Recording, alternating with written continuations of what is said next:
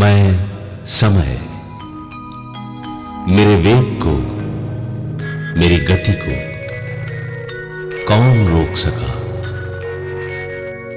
अनंत काल से अबाध गति से चलता रहा हूं मैं।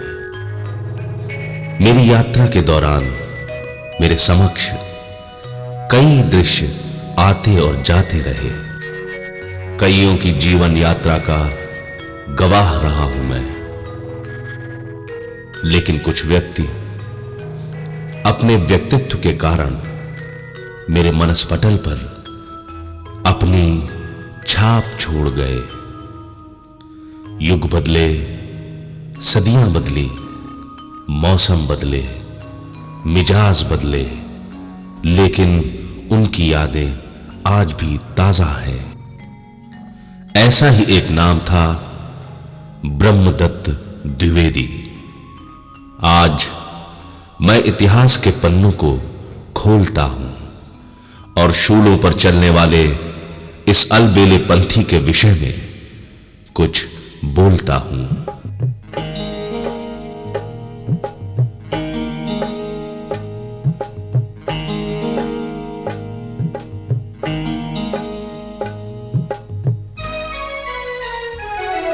शूलों पे चलने वाला हूँ, शूलों पे चलने वाला हूँ, फूलों की चाह नहीं। अलबेला पंथी, मुझको पथ की परवाह नहीं। शूलों पे चलने वाला हूँ, फूलों की चाह नहीं। अलबेला पंथी, मुझको पथ की परवाह नहीं। शूलों पे चलने वाला हूँ, फूलों की चाह नहीं।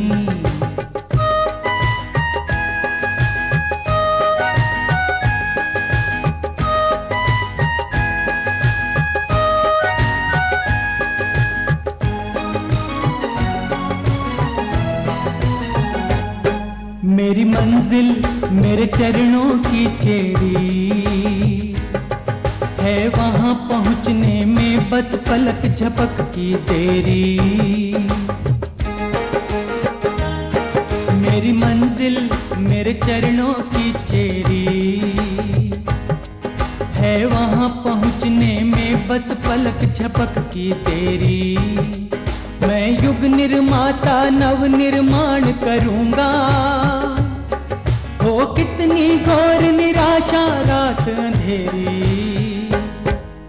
सीधी है मेरी डगर, तनिक घुंघराली राह नहीं। अलबेला पंथी, मुझको पथ की परवाह नहीं।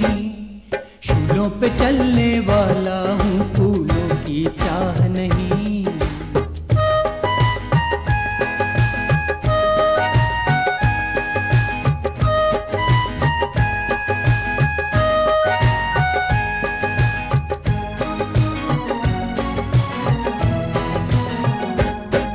मैं मुक्त अंत से आदि नहीं कुछ मेरा।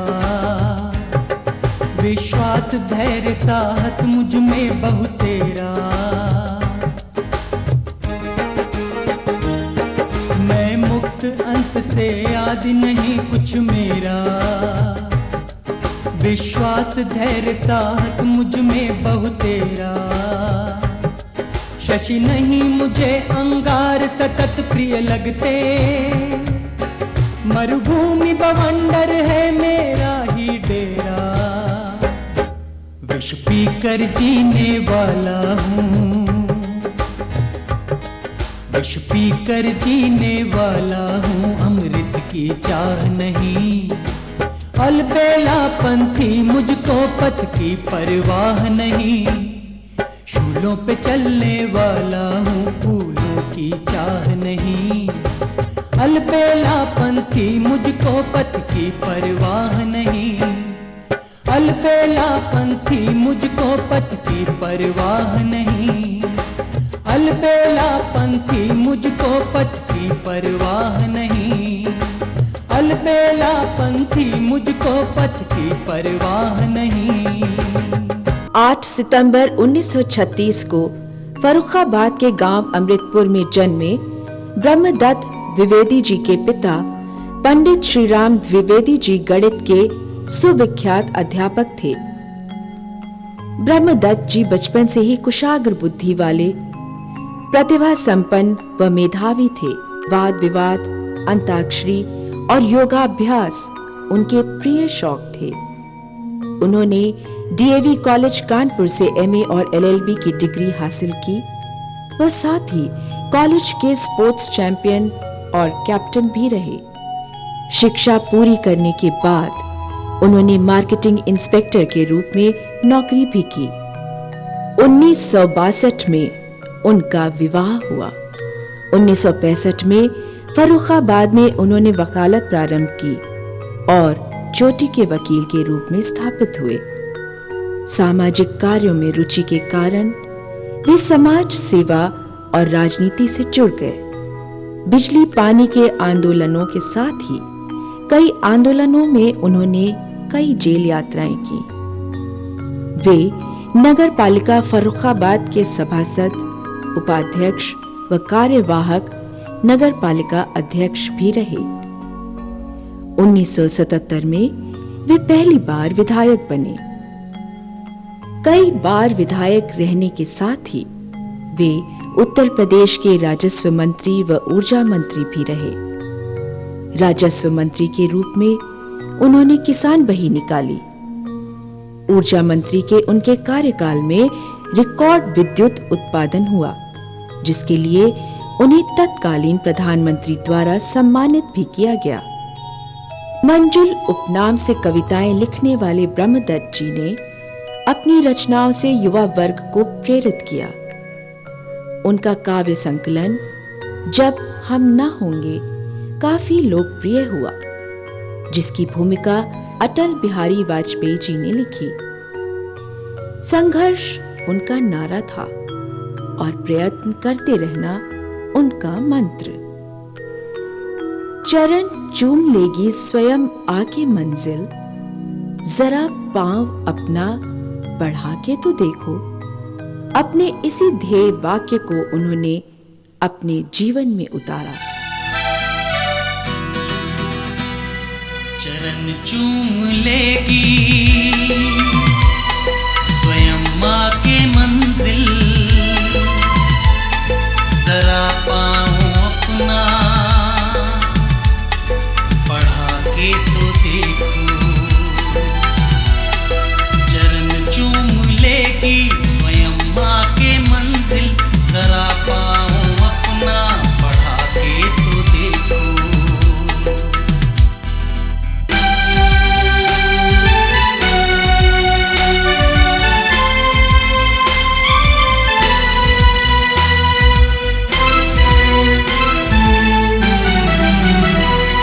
ये सूरज तुम्हें छाँव देता रहेगा, हिमालय तुम्हें राह देता रहेगा। ये सूरज तुम्हें छाँव देता रहेगा, हिमालय तुम्हें राह देता रहेगा। धरा तो दबी है चरण से तुम्हारे, धरा तो दबी है चरण से तुम्हारे। जरा आसमां को झुका के तो देखो, जरा पाँव अपना बढ़ा के तो देखो, जरा पाँव अपना बढ़ा के तो देखो। आसमान को भी झुका देने वाले इस कर्म योगी ने अपने पुरुषार्थ से मुझे आबद्ध किया, अपनी गति से मुझे चुनौती दी, अपने साहस से मुझे जीता, अपनी विनम्रता से मुझे अधीन किया और अपने राष्ट्र प्रेम से मुझे आलिंगनबद्ध किया। ब्रह्मदत्त जी साहस का पर्याय थे। बचपन में दौड़ दौड़कर सांप पकड़ने का साहस, अकेले ही प्रशासन से फिर जाने का साहस, मार्केटिंग इंस्पेक्टर के रूप में किसी दबंग जमींदार से टकराना हो या वकील के रूप में खतरनाक अपराधियों के विरुद्ध स्वयं ही वकालतनामा लगा देने की बात हो, बिना एनेस्थीसिया के पथरी का ऑपरेशन करा लेने का जज्बा हो, या राम जन्मभूमि आंदोलन में जिला प्रशासन को चुनौतियां दे देकर छका देने का प्रकरण हो, उन्होंने कभी हार नहीं मानी। जमीन से जुड़कर समाज की नब्ज को उन्होंने टटोला। अव्यवस्था, अन्याय के विरुद्ध आवाज उठाने से, जेल जाने से, आंदोलनों से, जरूरतमंदों को ठिठुरती सर्दी में कंबल उड़ा देने से, गरीबों के निःशुल्क मुकदमे लड़ने से, त्याग तपस्या की भावना से वे राजनैतिक कम सामाजिक अधिक बन गए थे। हर आदमी के सुख दुख को उन्होंने अपना समझा।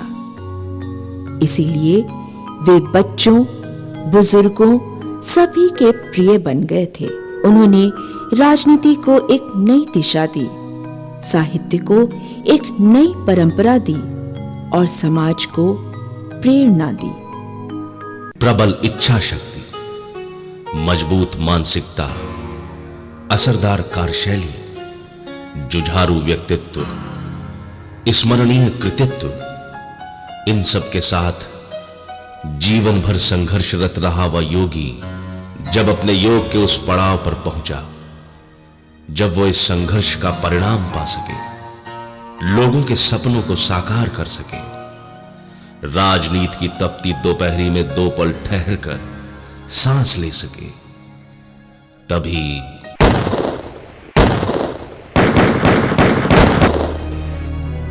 अपराध की लू के गर्म थपेड़ों ने इंसानियत का गला घोट दिया।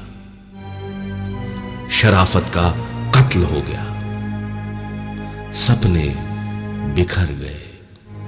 पथ के शूलों तुम्हें इस लहू की कसम, भेद मेरा न कहना किसी और से। कितनी साधे भरे कितने सपने लिए मैं चला प्यार के एक नगर के लिए।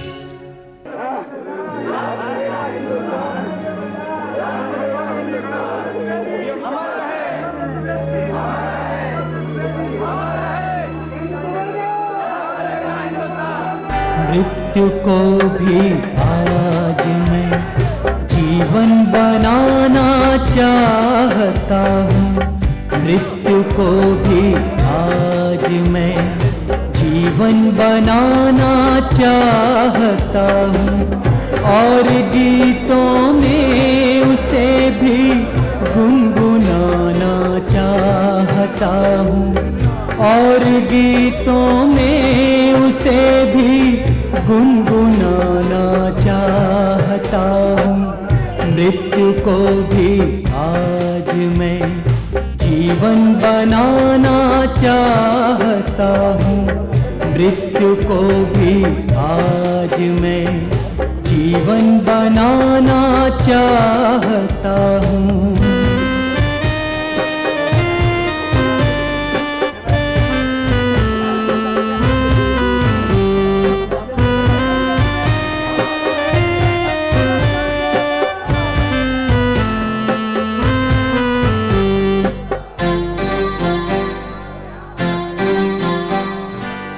कौन सी वो रात जिसमें है न जीवन का सवेरा, टिक सका है दीपिका के सामने भी कब अंधेरा।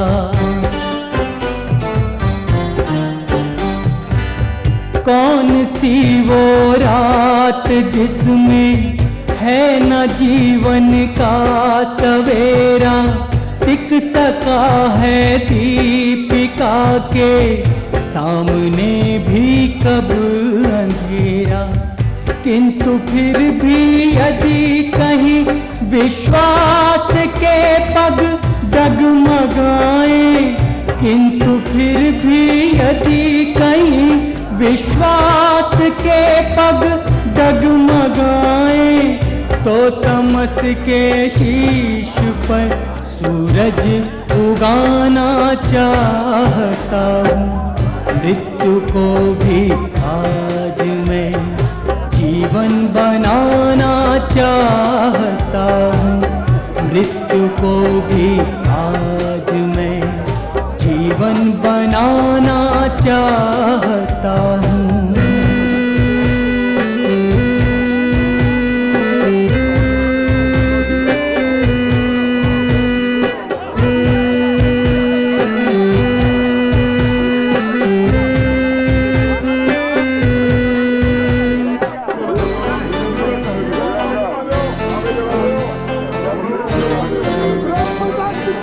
जिंदगी के साज को नित ठोकरों ने रागिनी दी और हर पतझार ने मधुमास की अगवानगी की।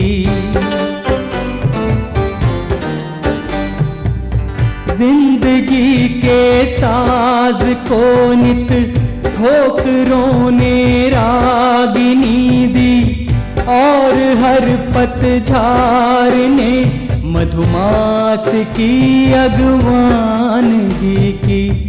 संकटों के सिंधु से भी यह सदा मैंने पुकारा।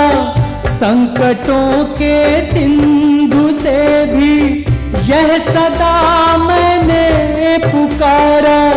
मौत में भी जिंदगी की प्यास पाना चाहता हूँ।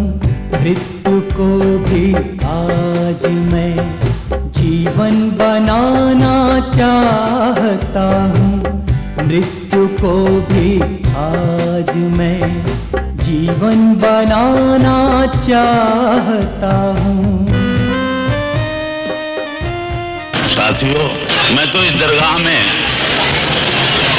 आया था और जब कभी चर्चा भी होती है, मुझे जहां जाने का मौका मिलता है, मैं खुदा से, ईश्वर से ही दुआ करता हूं, ऐ ईश्वर मुझे इतनी ऊंचाई न देना कि मैं जमीन से अलग हो जाऊं, दूर हो जाऊं। ऐ खुदा मुझे इतनी ऊंचाई न देना कि मैं अपनों से दूर हो जाऊं।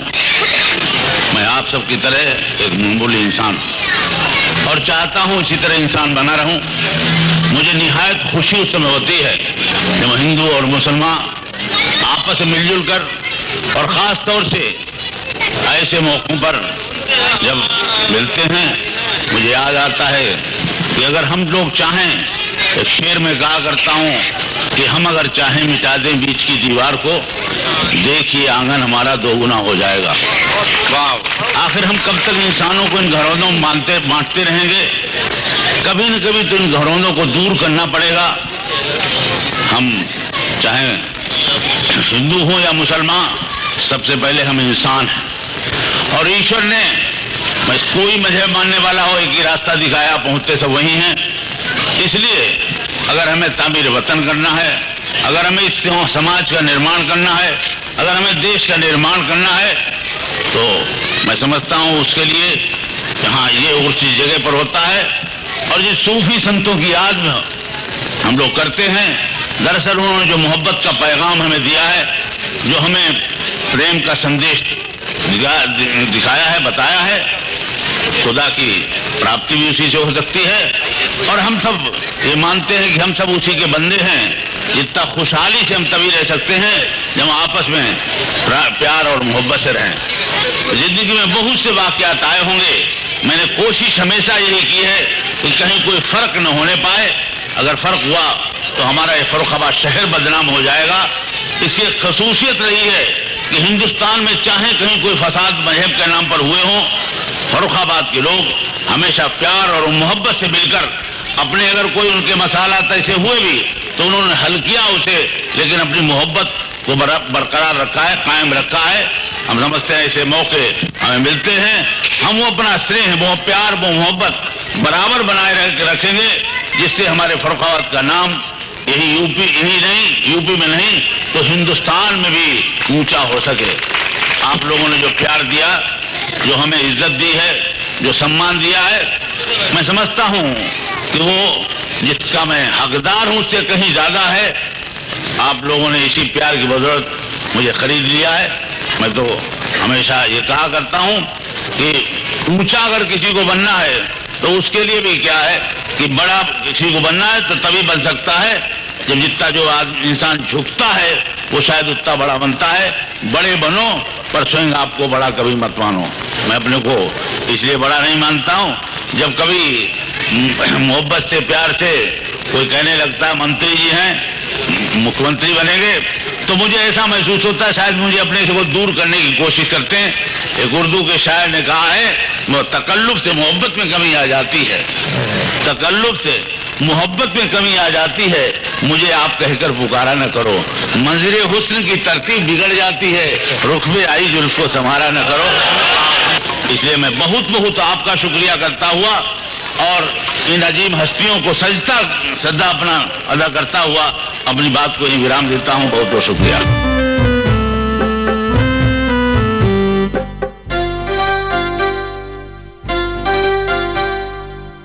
क्या प्रगति यह आप उठने के लिए पर को दबाना, छीन कर मुस्कान गैरों की चमन अपना सजाना।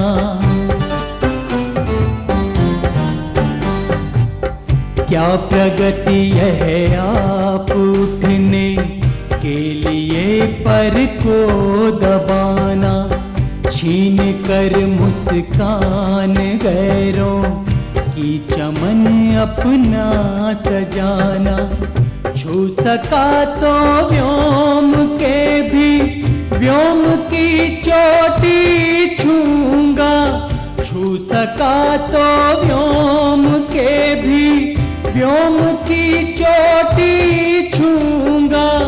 पर गिरों को आपसे ऊंचा उठाना चाहता हूँ, मृत्यु को भी आज मैं जीवन बनाना चाहता हूँ, मृत्यु को भी आज मैं जीवन बनाना चाहता हूँ।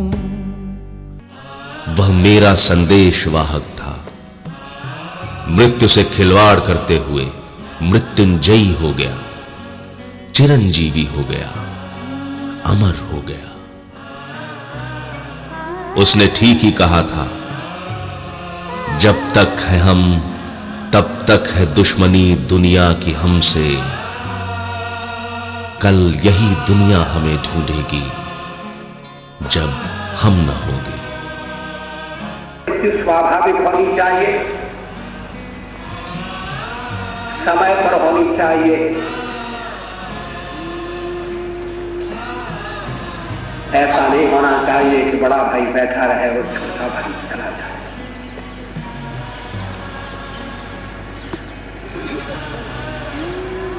द्विवेदी जी की मृत्यु स्वाभाविक मृत्यु नहीं, अभी उनकी उम्र ही क्या है।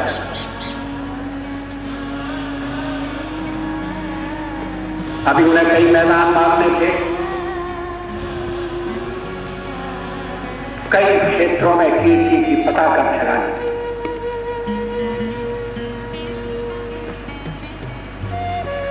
शरीर से स्वस्थ,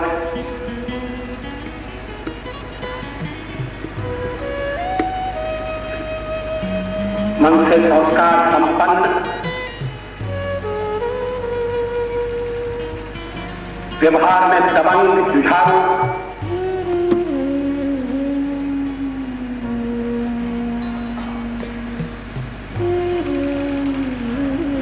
चौड़ा सीना रखने वाले द्विवेदी जी